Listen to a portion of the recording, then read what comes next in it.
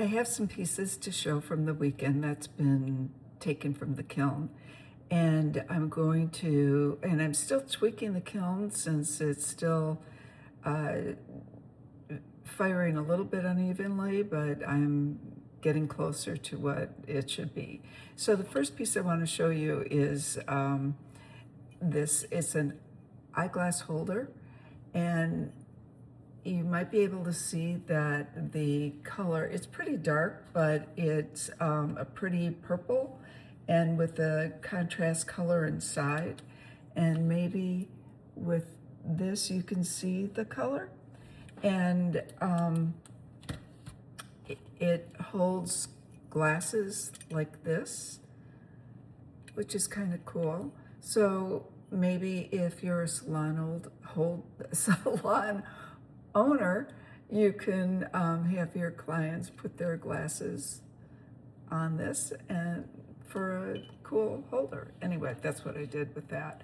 And then there is this piece, if you remember. This was a test with the bubble powder, which was not exactly how I wanted to see the bubbles dispersed, but I slumped it into this shape and it came out nicely, so happy with that.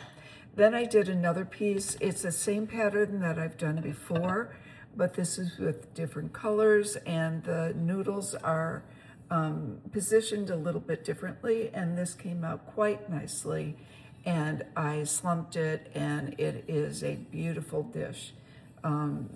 Very happy with this. And if you might remember, this one was, when I fired it, it came out with an uneven firing and was like tack fused on one side and full fused on the other. Refused that and it came out perfectly.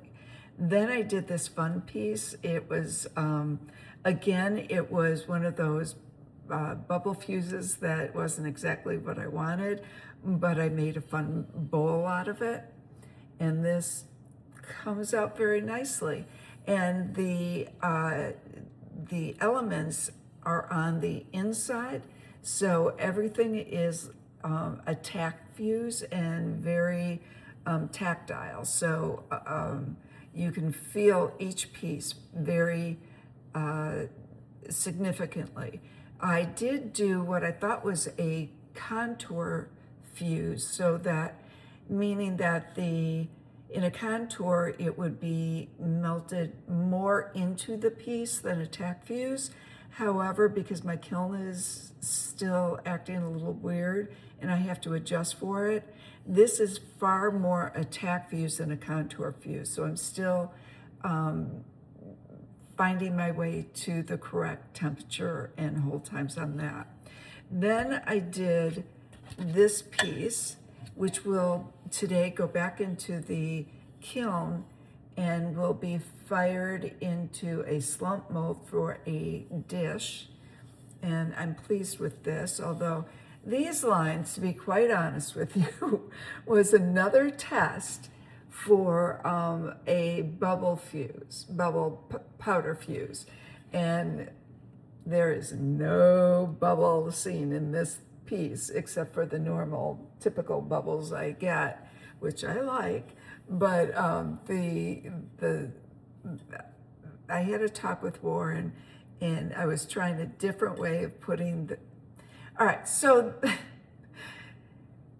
the way I was doing it before, I was using a clear powder. Apparently, I misunderstood, and the clear powder versus the color bubble powders that he has is an experimental powder, and I didn't understand that. So so you never know what you're going to get with the clear bubble powder. With the color bubble powder, apparently you're supposed to streak it on, which I thought I did in this piece, and for me it didn't work. So I'm going to have to revisit that again.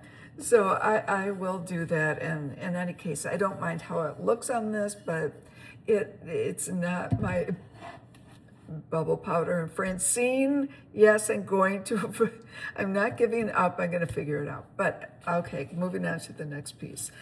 This turned out really beautifully. It's going to be a bowl. It's going back into the kiln today. And I'm going to slump it into a bowl. I really like how this turns out. Hopefully I'll like it as a bowl as well. So that's all I have for you today. Thanks. I'll be back.